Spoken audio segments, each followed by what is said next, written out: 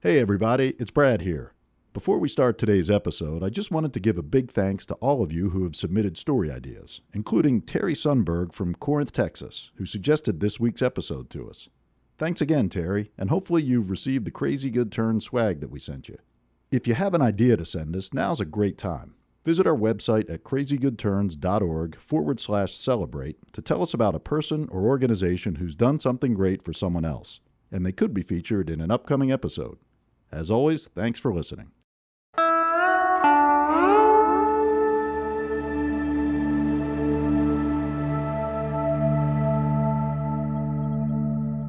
There are children in so many countries right now that have people actively trying to get them to join these groups that just want to kill people. And think about it. What would it take for you to believe that you could do more good or be of more value as a suicide bomber than by living the rest of your life? Kids every day are being convinced that they're of more worth being a human bomb than living the 60 years that they have left in their lives. We've got to combat that. With all the wars going on in our world, we've got to do something for these kids where they realize that they actually have control over their lives and that they actually can make choices about the kind of person they want to be.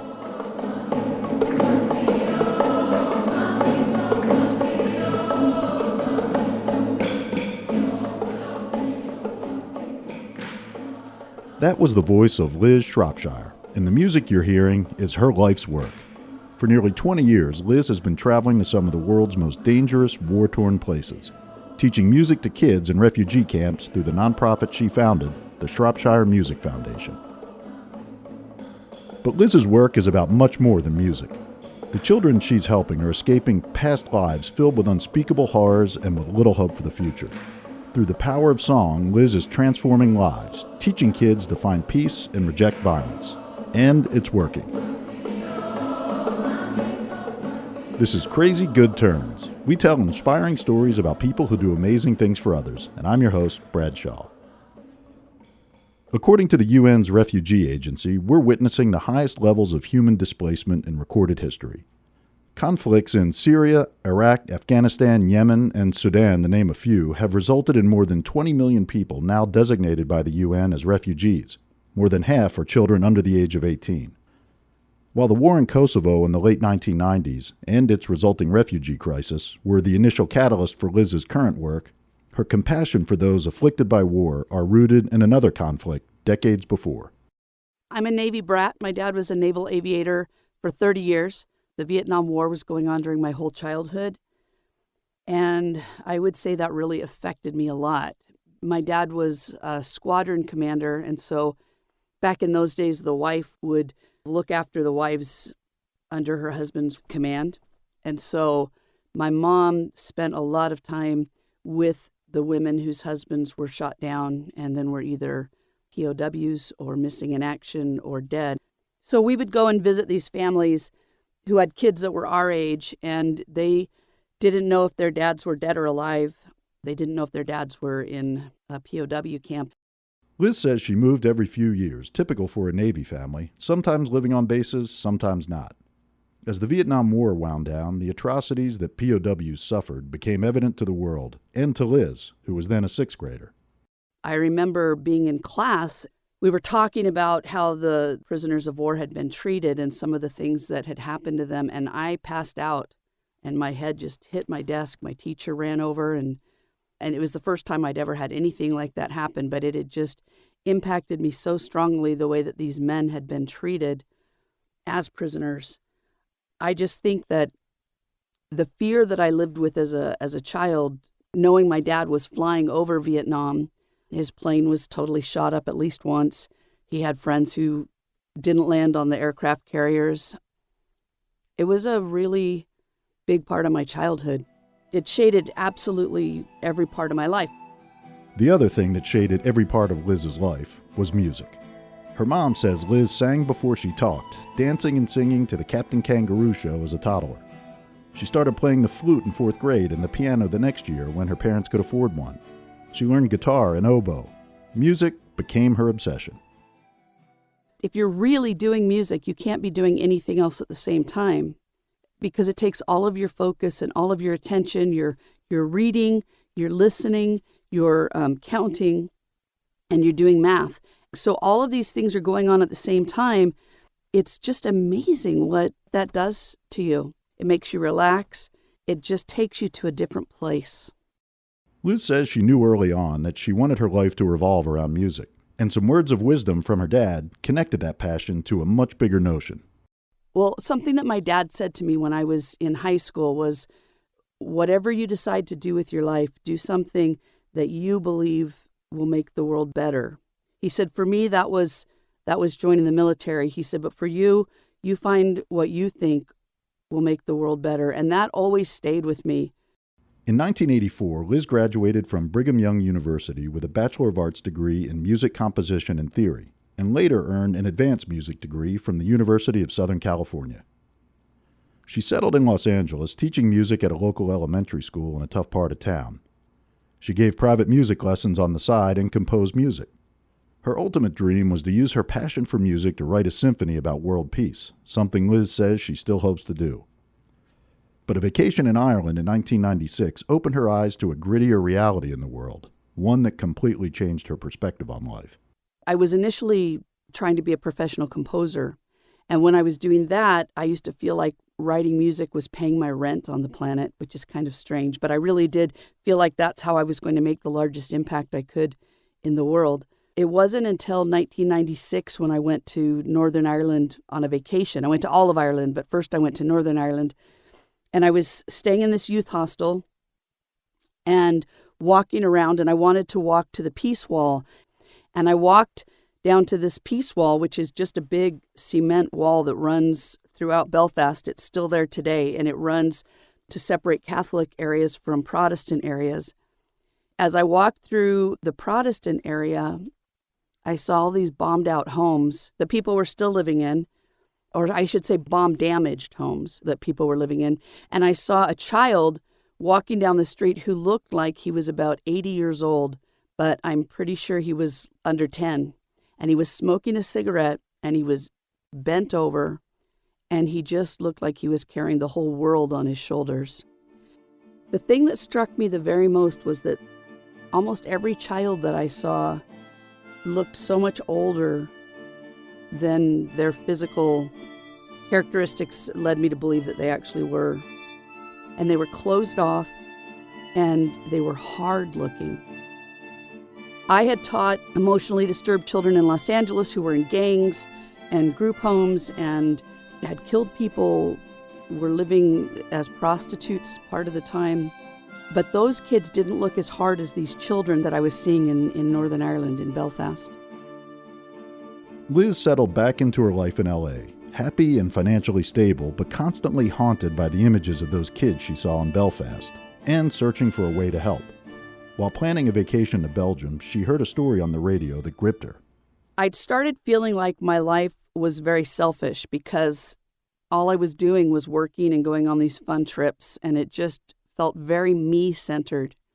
So I had been looking at different ways that I could try to do something more with my life, something that was more helpful.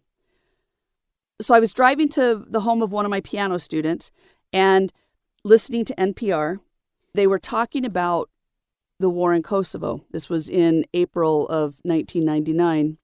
They were interviewing women who were refugees in Albania.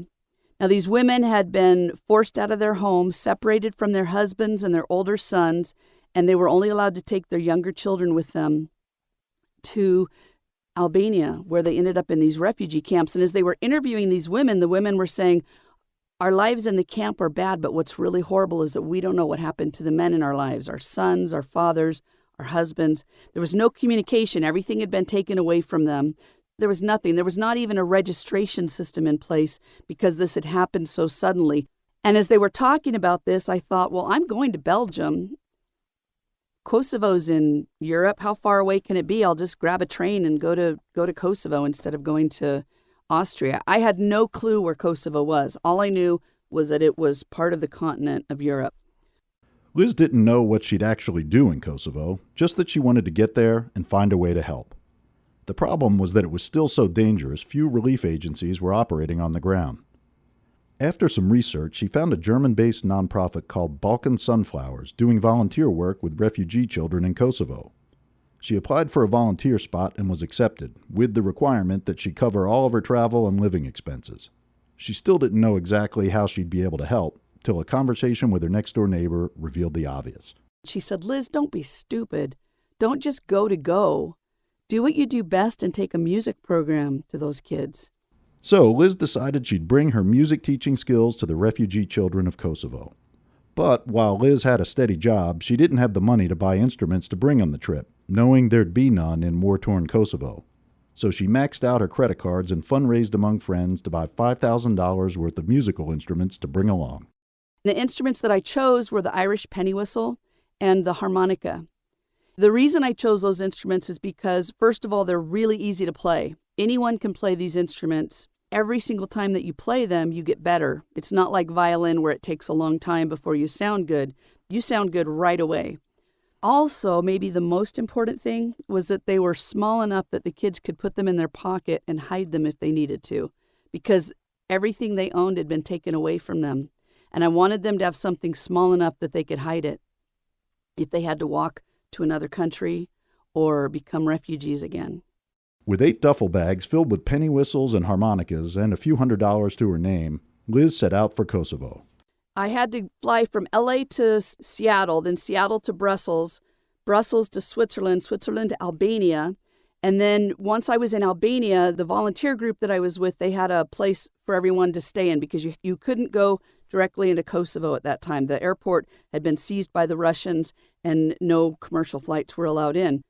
So I arrived in Albania. I didn't speak any of the language. The volunteer group that I was with was supposed to meet me at the airport and take me to this house where they were all staying. But they didn't show up. So there I am in this country where I don't speak the language. There are police everywhere.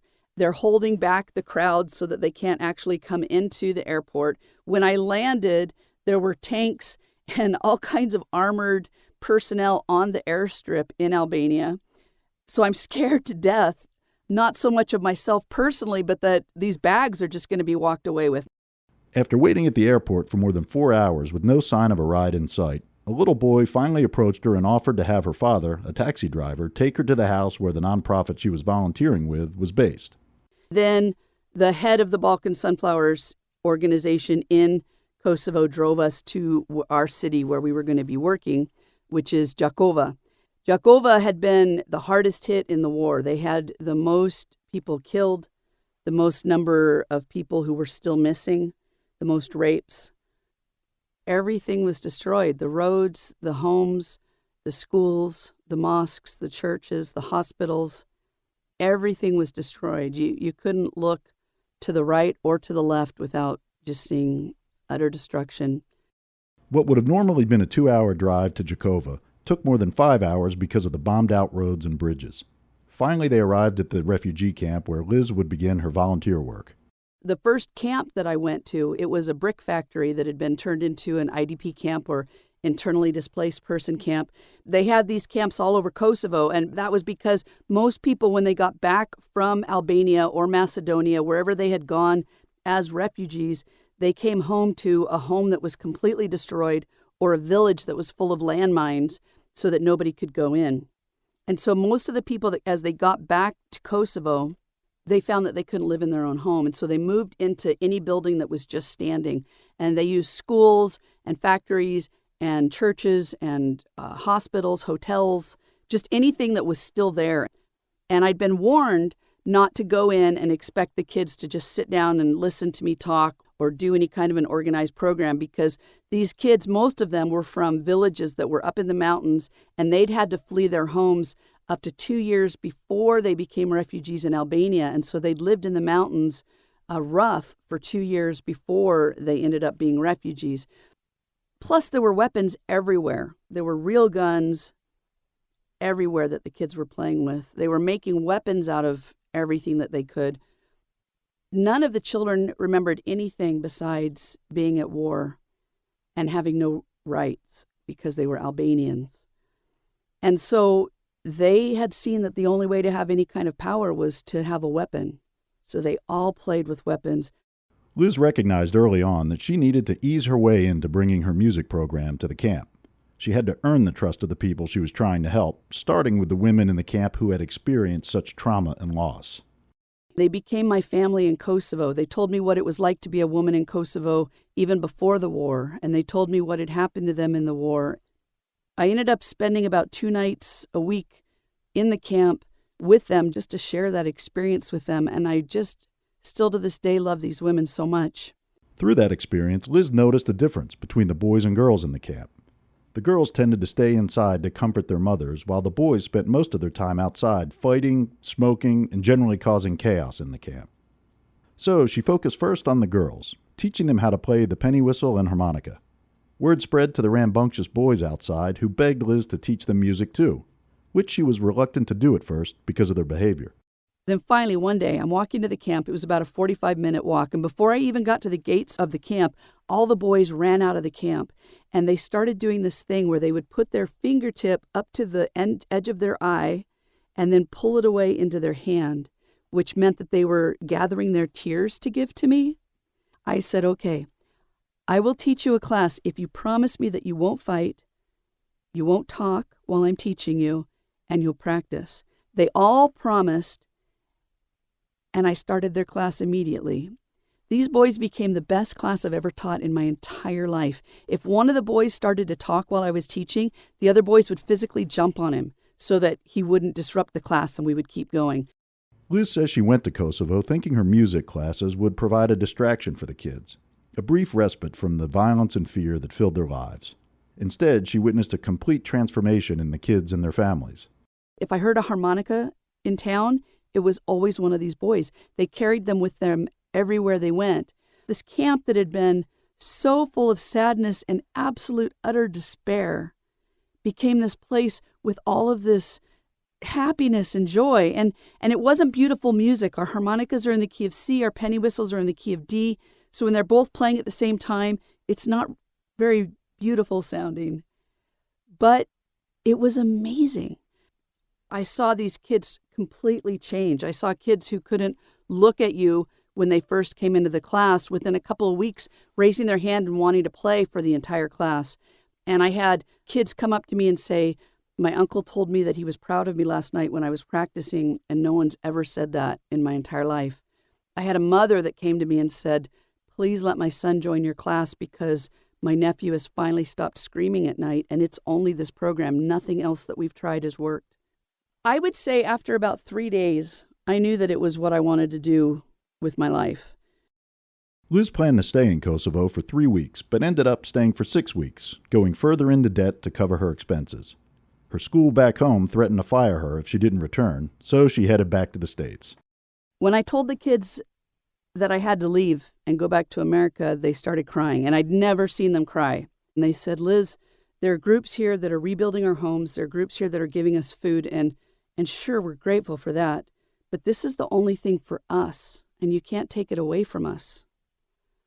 So I said, okay, I don't know how I'm going to do it, but I promise you I will come back. Back home, Liz gathered all of her friends who had helped fund her trip to tell them about her experience in Kosovo and the impact it had on the kids, and on her. At the end of my speech, I just said, I got to get back to these kids, but I don't know how. So when I finished, a woman approached me and said, Liz, I'm an accountant. If you want to start a nonprofit foundation, I'll be your accountant. And another woman volunteered to be the lawyer, and so they went off and did the paperwork and formed the Shropshire Music Foundation. It was the year 2000, and Liz quit her job to devote all of her time to getting the foundation off the ground. Deep in personal debt, she reached out to all her friends and former music clients to raise money for the foundation. She was successful enough to return to Kosovo that year. The class just kept growing and growing, so we kept having to split. By the end of the 6 weeks, I was teaching 6 classes a day, 6 days a week in the school, and 5 classes a day, 6 days a week in the camp. And every day more kids kept coming to these classes. I was teaching these classes of over 200 kids, and I didn't speak their language, and I didn't know if they were coming to learn music or just to watch an American woman make a total fool out of herself, because I would be jumping up and down and writing on this board that had bullet holes in it, and it was all messed up, so you could write like part of a letter, and then you couldn't write, and then you could write. It was hilarious now that I look back on it. It didn't seem so funny to me at the time. After about a week of this, a 12-year-old girl in my class approached me and said, "Liz, I actually speak English. Would you like me to translate your classes for you?" And I said, "Oh my goodness, that would be so amazing."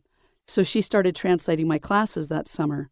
For a kid to go through the entire time through the war in hometown, it's pretty traumatizing. This is Erblina Wolkschi, that kid who volunteered to translate for Liz. To this day, I honestly, I have dreams where I think, I'm yelling at my parents, can we please leave to go to Albania? Because at the time, that's what seemed like a huge relief is, leaving the destructions behind and then that fear every night that, they're going to come after us and they're going to burn down the house and things like that. There were 2 instances where our life was in jeopardy. One of the times my dad was actually shot and wounded. He didn't get killed, luckily, but they shot him with a sniper, and the bullet basically went right by his mouth and opened a huge gash right by his chin, basically. He was lucky enough, I guess, in a second he had moved his head because obviously they were aiming for his head. That same night, my mom's brother was killed, and many other men, more than 30 people that day got killed for no apparent reason. They were supposedly, the idea was that we were harboring Kosovo Liberation Army at the house where we were staying, which was, obviously not true. There were all civilians and kids there. So, yeah, I have my share of stories. In addition to translating for Liz, Erblina learned from Liz how to teach music to the kids and began volunteering as a teacher as well. Within 3 years, Erblina became Liz's program director for the foundation, a 15-year-old helping Liz run all of Shropshire's operations. Erblina says her experience working with Liz gave her the confidence to move to the States and earn her master's degree. Today, she works as a civil engineer in West Palm Beach. You're teaching music or you're teaching peaceful music. There's so much more behind it that I don't think it's hard to see when you first probably hear about it or when you're telling somebody about it. From kids' perspective, it gives them something to keep their mind away from all these troubles that they have in life that they're going through.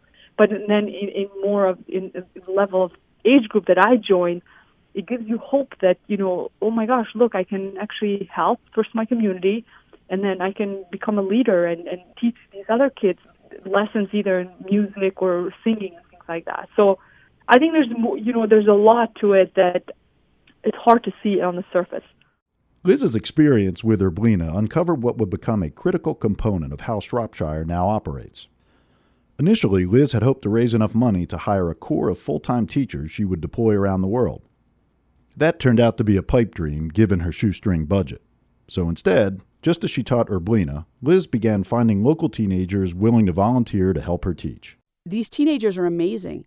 And not only do they teach the children, but they come to training. So when we first started, I would just teach them a little bit, and then they would go teach the kids, and I would say, you only have to be one day ahead of the kids. As long as I teach it to you the day before, you can teach it the next day. For a scrappy, cash-strapped organization like Shropshire, the volunteer program gives it reach and sustainability it otherwise wouldn't have.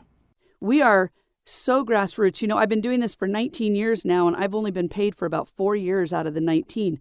We've just gotten enough money to be able to run this program and buy our instruments and get to these kids. And so if we didn't have these teenagers that were volunteering, we would never have been able to last this long and see a future where we're going to last for a lot longer, hopefully past the end of my life.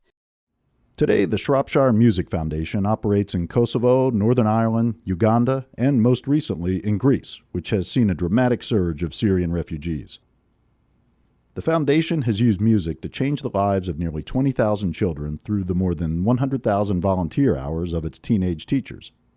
Liz says the nature of modern conflict across the globe makes their work more important than ever. 30 years ago, children went from being victims of war to being targeted in war. It's happening all over the world. Because of all the genocidal war, there are groups that target children more than they target the adults. So many of the Syrian refugees are refugees because the Syrian army, the official Syrian army, set out to kill the children first. I have met mothers who've told me that was why they finally left, was because their children were being killed on the street in front of them. This program is really needed, not just my program, but other programs like it, because there are extremists out there right now that are trying like crazy to recruit children. And they do it in amazing, crazy ways. They do it in refugee camps, not in Greece because those ones are really controlled, but in Turkey, in a lot of other countries, or actually just in the war zone itself, where they'll set up an actual booth and give the kids toys and talk to them about how they can become important by joining these extremist groups like ISIS, sending the kids to school when there's no other way for them to go to school, but then the school involves learning violence and learning hatred. As we sit here in the comfort of our cars, homes, and coffee shops, it's hard for most of us to fully comprehend the lives of the more than 20 million refugees in the world today. The war and violence that compelled them to leave everything behind, the tragic loss of family, deplorable living conditions, utter uncertainty about the future. It's equally tough to imagine that anything can give child refugees hope and a pathway to a better future. But with penny whistles and harmonicas and singing and clapping, Liz is wiping away all that darkness and despair and showing all of us that music can, in fact, change lives. I've had so many children come to me and say, I was so angry before I started this program and my anger is gone now. And that's after a few months. That's not after years and years. It just goes away because they have some place to channel it that's healthy and where they know that they're getting better. Then on top of that, all of our kids in all of our countries do better in school once they start our program. Then they start seeing that they're doing better in school, and they start seeing that if they try, they can decide to make something out of their lives that's what they want, not what someone else thinks that they should do. We've got to stop thinking of ourselves as different from these refugees, because the only reason that we don't have to live like that is because we've been blessed. You know, I'm born in America, so I have an American passport, which makes it possible for me to go almost anywhere in the world and have a whole country that'll back me up. But I didn't earn that. I just have that because I was born here. And I think we forget that. And we really need to remember that. And remember that with all the blessings that come with being born in America, we need to use those blessings to help other people. You are my sunshine, my only sunshine. You make me happy. Thanks for listening to this episode of our podcast. Go to crazygoodturns.org to learn more about or donate to the Shropshire Music Foundation, which provided all the music for this week's episode. You can also submit your ideas for people or organizations we should feature.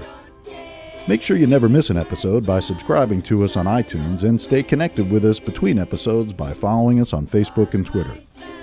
Our show is audio engineered by Stephen Key. Music supervision and mixing by Score in Los Angeles. A special thanks to Megan Basinger, and I'm your host, Brad Shaw. Most days I wake up and I can't believe this is my life. I can't believe that I get to do this with my life. It is the most amazing thing that's ever happened to me. And that's how I keep going.